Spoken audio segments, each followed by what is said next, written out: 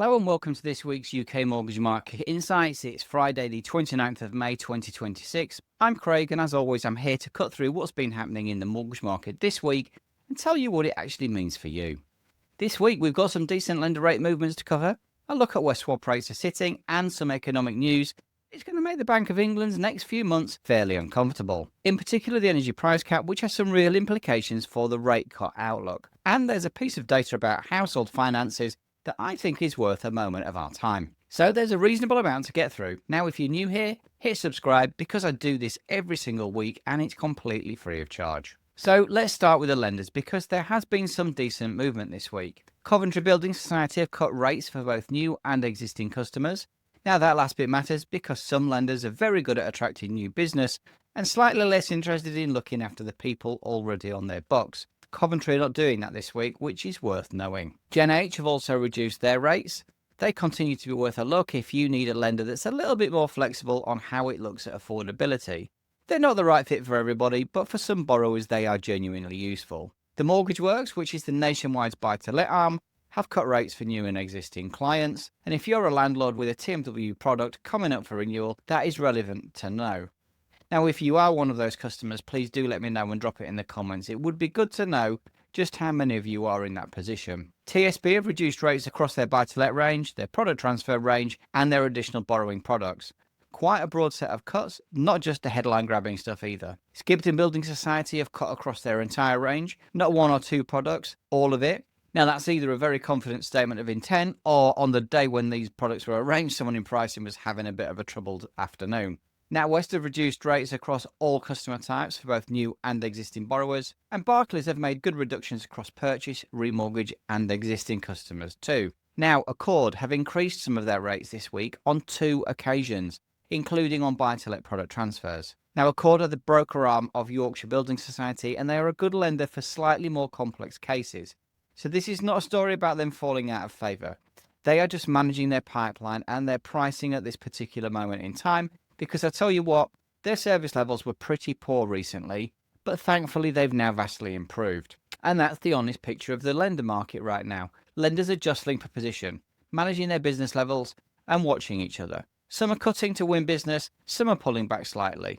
It's not a stampede in one direction, it's a market finding its level. And as a borrower, that's not a bad place for it to be because at the end of the day, the competition is working in your favour. Now, lenders don't just set rates by watching what each other's doing. The foundation of fixed rate mortgage pricing is swap rates, as we all know. So let's take a look at where those are. 2-year swaps closed last week at 4.079 and this week they're at 4.073. They've barely moved. 5-year swaps were at 4.217 last week and have come in at 4.103 this week. A more noticeable shift on the 5-year, but still within a fairly narrow range. What this tells us is that the money markets are not making any dramatic calls right now. No great surge of optimism about rate cuts, but no panic either. Which is roughly why you're seeing lenders making measured reductions rather than anything spectacular. Now, the main reason things are not more settled is the ongoing conflict in the Middle East. Geopolitical uncertainty keeps energy markets volatile.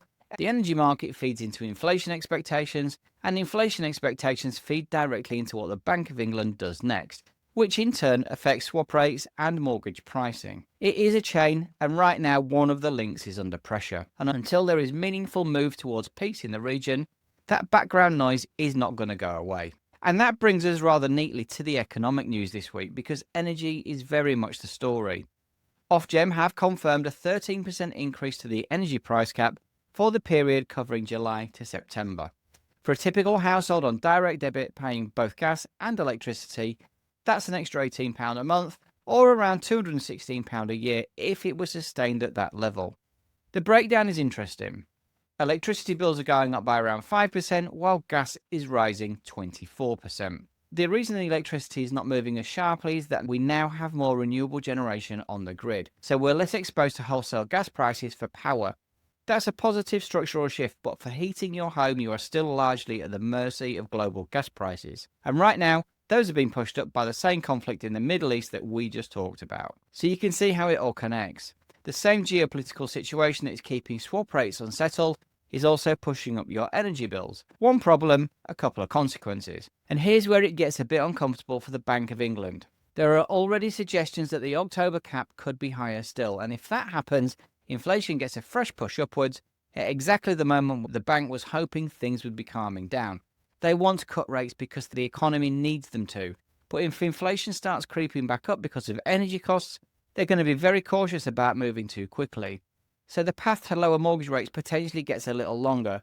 Not a reason to panic, but a reason to be realistic about the timeline. And finally, a piece of data that caught my eye this week. A report has found that 1 in 4 people in this country now has a side hustle or a second income stream. More than half of those started one not for a holiday or anything extra, simply to cover bills and everyday life. 2/3 of people are making £500 a month or less from it, but most say it is worth their time. Across the country, income from side hustles is now running at around £8.5 billion a month, which is quite a number when you think about it.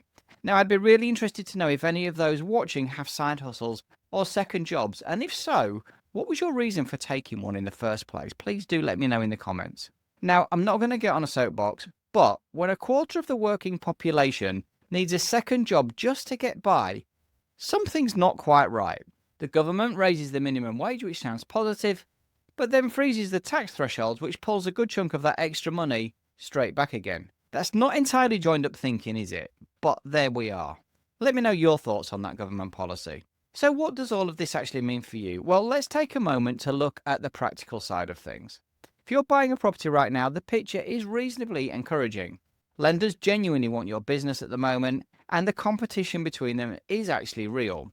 Rates are not at historic lows, but several significant lenders have moved this week, and the direction is the right one.